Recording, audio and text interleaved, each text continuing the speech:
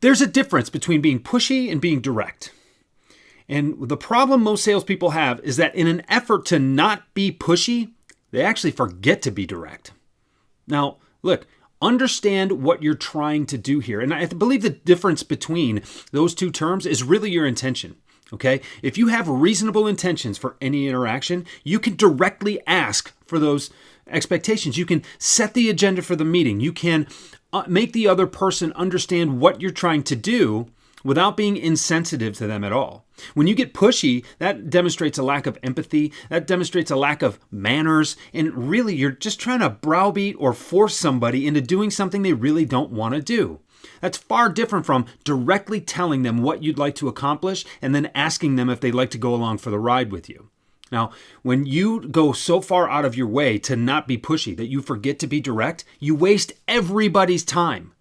When you're direct without being pushy, at least you're telling me what you'd like to accomplish with me and then telling me that there are going to be steps along the way that we can hit and hopefully we can accomplish something together. You're leaving it up to me to decide if I want to go on that ride with you.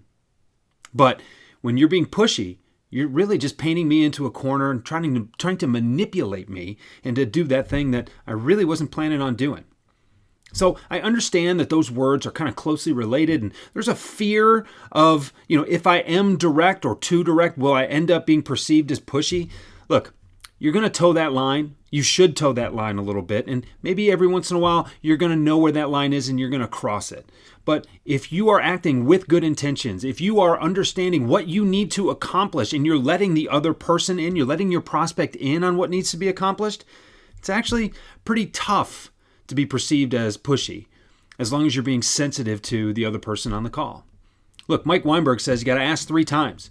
Ask for the meeting, restate how important that meeting is, and ask again.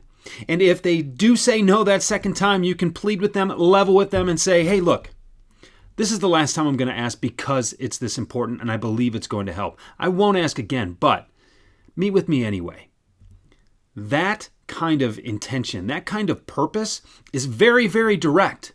But if you have a little empathy, if you have any manners or etiquette at all, you will not be perceived as pushy, at least not by anybody who's worth doing business with anyway.